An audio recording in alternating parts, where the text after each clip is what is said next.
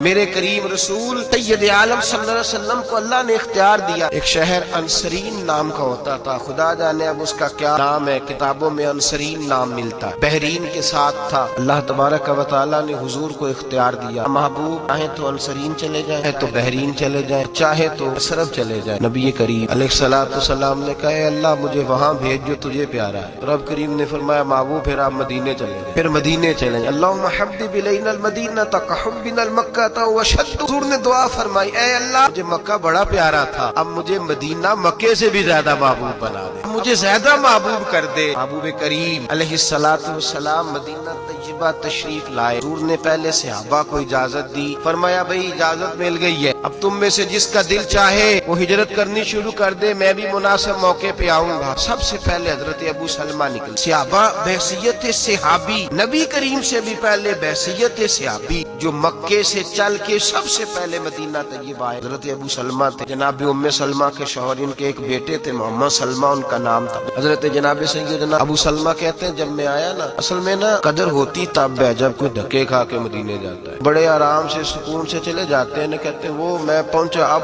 چونکہ بڑی آسانی ہو گئی ہے، لوگ پیسے کے بلبوتے پہ جاتے ہیں، اور اب نے دیکھا میری طرح جس کے کچھ پھیرے زیادہ ہو جاتے ہیں اس کی قدر بھی تھوڑی کم ہو جاتی ہے. اس طریقے کا لوگ انداز اختیار نہیں کرتے جو کہ وہاں ہونا چاہیے. جو دھکے کھا کے جاتا ہے، اذیت برداشت کر کے جاتا تھا، وہ پھر اس کی گلیوں کو چومتا تھا، وہ ہوٹل میں سویا نہیں رہتا تھا، وہ پھر مسجد میں وقت گزارتا تھا، پھر وہاں جا کے ایمو چلا کے اور وہ فلاں چیز چلا کے وہ 1.5 گھنٹے 2 گھنٹے 6 گھنٹے گپوں پہ وقت تھوڑی گزارتا تھا، بلکہ وہ مسجد میں بیٹھ کے محبوب کی بارگاہ میں درود شریف پڑھتا تھا، وہ کعبۃ اللہ کے طواف کرتا تھا، وہ قرآن پاک کی تلاوت کرتا تھا، وہاں حاضری دیتا تھا. جو جاتے تھے مشقت برداشت کر کے، ان کے انداز اور ہوتے تھے. حضرت ابو سلمہ رضی اللہ تعالیٰ عنہ فرماتے ہیں جب مجھے اذن ملا میں نکلا، بیوی ساتھ ہے، اور اتنی محبت لوگ مثال دیتے تھے میاں بیوی کے پیار کی، بڑا پیار تھا. 1 سال کا ایک بیٹے. فرماتے ہیں جب ہم نکلے مکہ مکرمہ سے تینوں، میں، میری بیوی، میرا بیٹا، رستے میں تھے. میرے خاندان والے بھی آ گئے، میری بیوی کے خاندان والے بھی آ گئے، آ کے ہمیں رستے میں روک لی. میری بیوی کے گھر والے کہنے لگے تو نے جانا ہے تو جاؤ، یہ ہماری بیٹی ہے، یہ نہیں جائے گی. میں نے کہا میری بیوی ہے، وہ میرے ساتھ جانے کو تیار ہے، کیسے روک سکتے؟ کہتے اس کو کیا پتا، وہ تو معاذ اللہ نادان ہے، بیوقوف ہے، ہم نہیں جانے دیں گے. کہتے زبردستی میرے بھائی یہ قدر والے لوگ،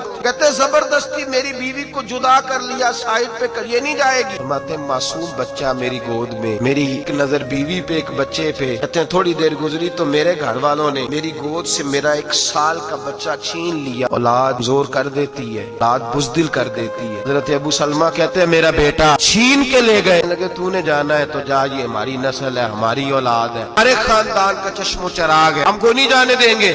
دونوں کا خیال تھا کہ بیوی بھی رکھ لی ہے، بچہ بھی رکھ لیا، اب تو رہ ہی جائے گا نا. فرماتے ہیں میں گھوڑے پہ بیٹھا، میری بیوی کہنے لگی اسے بڑا پیار ہے مجھ سے، اسے بڑی محبت ہے بیٹے سے، لیکن میں گواہی دیتی ہوں میرا شوہر سب سے بڑھ کر آمنہ کے لال سے محبت کرتا ہے، یہ سب سے بڑھ کے رسول کائنات سے پیار کرتے ہیں، یہ نہیں پرواہ کریں گے، جائیں گے. کہتے ہیں میں گھوڑے پہ بیٹھا، پکی سڑک ہے، تیز بس چلتی ہے، اور 550 کلومیٹر کا سفر ہے، رستہ بھی کوئی نہیں، پہاڑی علاقہ. حضرت ابو سلمہ کہتے ہیں میں مکے سے گھوڑے پہ بیٹھا مدینے آیا، لیکن سارے رستے میں نے پیچھے مڑ کے نہیں دیکھا. میں نے اولاد، بیوی، گھر بار، مدینے کی محبت پہ نچھاور کر دیا، چھوڑ چھاڑ کے آیا سارا کچھ. فرماتے ایک پورا سال جدائی رہی، نہ میں بیٹے سے مل سکا نہ بیوی سے مل سکا، سارا کچھ ہونے کے باوجود جدائی رہی. حضرت ابو سلمہ رضی اللہ تعالیٰ عنہ ارشاد فرماتے سال کے بعد میرے ایک چچا کو ترس آیا، اور وہ میرے سے کہنے لگے میرے بیٹے کو لے گئے کہ کیا غلطی ہے اس بچے کی، معصوم کو جدا کیا ہوا. منا کے میرے بچے کو ماں کے پاس لے گئے. جب بچہ ملا ماں سے تو مار ہوئی. پھر انہوں نے اپنے بھائی سے کہا مہربانی کو، سال ہو گیا تم نے آزما تو لیا ہے، مدینہ کوئی نہیں چھوڑے گا. میرے نبی کریم کے کچھ غلام کاروبار کی نیت سے مدینہ چھوڑ گئے تھے. حضور نے فرمایا المدینہ تو خیر لہم لو کانوا یعلمون، کے لیے مدینہ ہی بہتر. کاش یہ سمجھتے کہ لیے مدینہ ہی اچھا تھا. جب رنگ پر ہے بہار مدینہ کہ سب جنتیں ہیں، نثار مدینہ، ان کے لیے مدینہ ہی بہتر تھا. اگر اس بات کو سمجھتے، آمنہ کے لال نبی رحمت صلی اللہ تعالی علیہ وآلہ وسلم کے غلام 1 سال کے بعد آپ فرماتے ہیں میری بیوی کے بھائی کو ترس آیا، کہنے لگا ٹھیک ہے اگر تو بھی جانا چاہتی ہے تو ٹھیک ہے، جا ہماری طرف سے جہاں تیرا دل کرے. گھوڑا دے دیا، زادرہ دے کے بیوی اور بچے کو بٹھا دیا. حضرت ام سلمہ کہتی ہے میں اکیلی چلی مکے سے، اکیلی چلی مدینے کی की मोहब्बत में अकेली बेटा लेके, लेकिन फरमाते खुश मैं इतनी थी, इतनी उस दिन खुश हुई थी जिस दिन मैंने अपने नबी का कलमा पढ़ा था।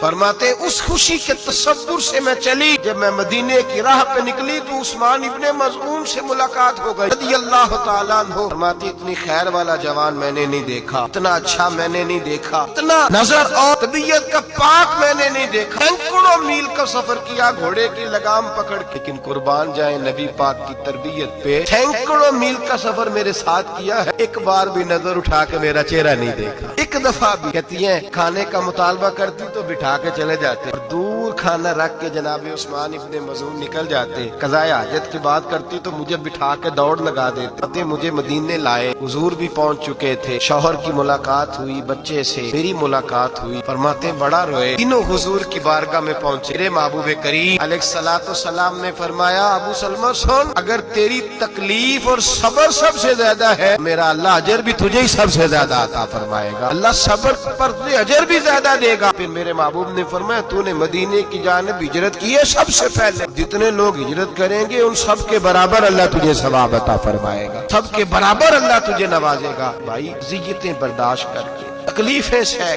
अज़ियत बर्दाश्त करके लोग पहुंचते हैं।